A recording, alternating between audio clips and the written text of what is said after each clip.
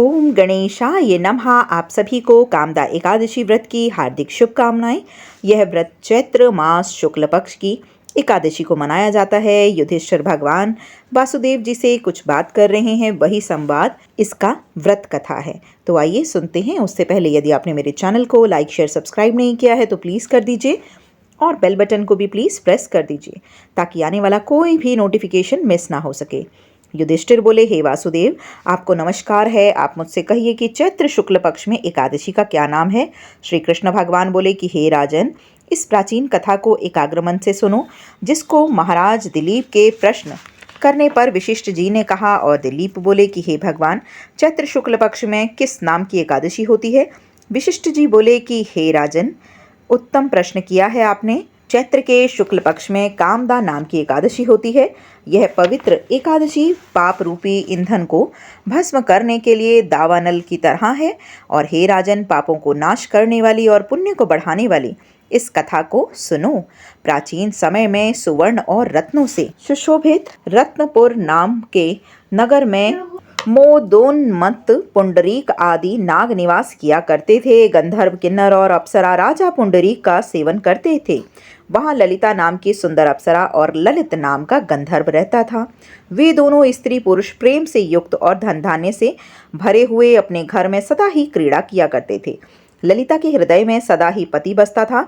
पति के हृदय में सदा ही ललिता स्त्री निवास किया करती थी। एक समय सभा में पुंडरीक आदि गंधर्व क्रीड़ा कर रहे थे और स्त्री रहित ललित गंधर्व गान कर रहा था।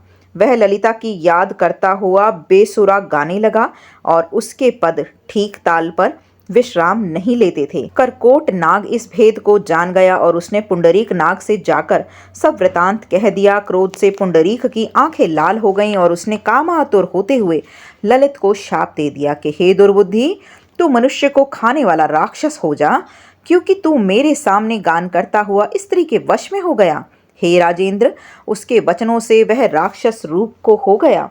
उसके भयंकर मुख और बुरे नेत्रों से वह देखने लगा और उसे देखकर डर लगता था। भुजा 4 कोस लंबी और मुख कंधरा के समान था। सूर्य चंद्र के समान नेत्र, पर्वत के समान गला, गुफा के समान नासिका के छेद और 2 कोस लंबे होंठ थे। उसका शरीर 8 योजन ऊंचा था। इस प्रकार वह राक्षस हो गया। ललिता अपने पति की भयंकर आकृति को देखकर दुखी होकर चिंता करने लगी। मेरा पति किस शाप से पीड़ित है, मैं क्या करूं, कहाँ जाऊं। इस चिंता से उसको शांति नहीं मिलती थी। वह दोनों कठिन वन में घूमने लगे। वह राक्षस निर्दयी, पापी, कुरूप और मनुष्यों को खाने वाला हो गया। शाप से पीड़ित होकर उसे रात दिन सुख नहीं मिलता था।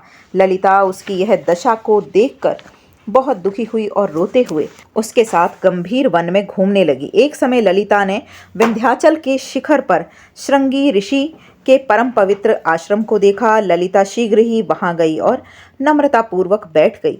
उसको देखकर मुनीश्वर बोले कि हे शुभ्र, तू कौन है और किसकी बेटी है, किस लिए यहाँ आई है, और यह मेरे सामने सत्य कह।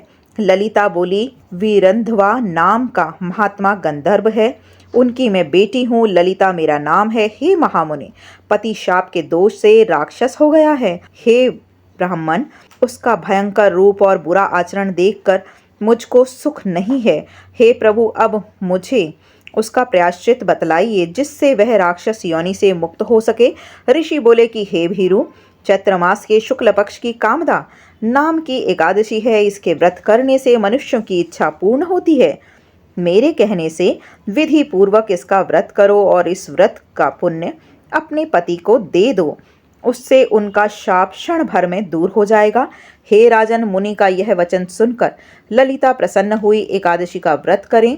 द्वादशी के दिन ब्राह्मण के समीप वासुदेव भगवान के सन्मुख बैठकर ललिता अपने पति के उद्धार के लिए बोली, मैंने जो कामदा एकादशी का व्रत किया है उसके पुण्य के प्रभाव से इसकी पिशाच योनि दूर हो जाए। और उस समय ललित राक्षस योनि में वहीं बैठा था। ललिता के इस वाक्य से उसी समय उसके पाप दूर हो गए और वह दिव्य देहधारी गंधर्व हो गया और उसकी राक्षस योनि भी दूर हो गई। हे राजन, यह जानकर इसका व्रत अच्छी तरह से करना चाहिए।